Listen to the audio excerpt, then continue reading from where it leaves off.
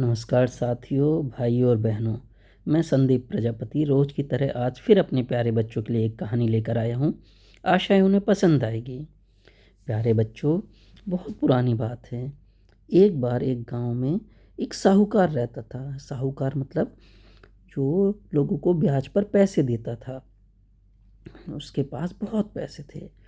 एक बार वो अपनी थैली लेकर कहीं जा रहा था पैसों की, और वो गिर गई। उसे पता ही नहीं चला। वो बड़ा परेशान हुआ।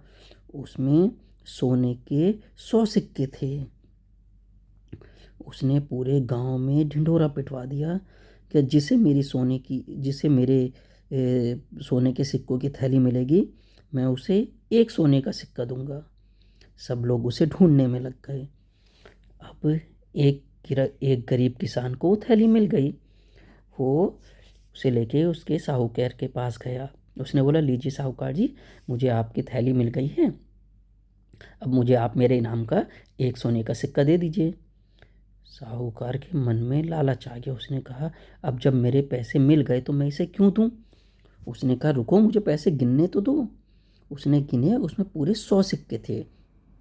उसने कहा, साहूकार ने किसान से, तुम बड़े चालाक हो, तुमने पहले ही इसमें से एक सोने का सिक्का निकाल लिया।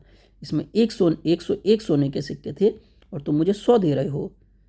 किसान बोला, नहीं साहूकार जी, मैंने तो इसे जैसे मुझे मिली वैसे आपको ला के दे दी। साहूकार बोला, झूठ मत बोलो, जाओ यहाँ से। वो किसान बेचारा पंचायत में गया। उसने कहा, पंचो, मेरा न्याय कीजिए। मैंने इतनी मेहनत से इनकी सोने के सिक्कों की थैली ढूंढ कर दी ने दी, और अब ये मुझे मेरा मेहनताना या जो इन्होंने बोला था वो देने से मना कर रहे हैं। पंचायत बैठी। पंच समझ गए कि साहूकार एक सोने का सिक्का देने के लालच में ये आनाकानी कर रहा है। उसने उससे पूछा, क्या साहूकार जी, इसमें सोने के कितने सिक्के हैं। उसने कहा, इसमें 100 सिक्के हैं। और आपकी थैली में कितने सिक्के थे। साहूकार ने कहा, मेरी थैली में 101 सिक्के थे।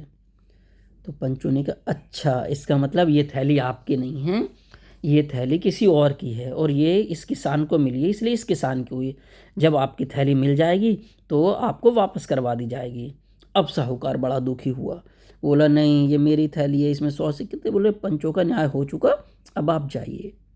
तो प्यारे बच्चों, इस कहानी से हमें शिक्षा मिलती है कि हमें किसी का मेहनताना या किसी का पारिश्रमिक, अगर हमने किसी को कुछ देने का वादा किया है तो हमें उसमें आनाकानी नहीं करनी चाहिए, क्योंकि कभी कभी उसकी वजह से हमें नुकसान उठाना पड़ सकता है।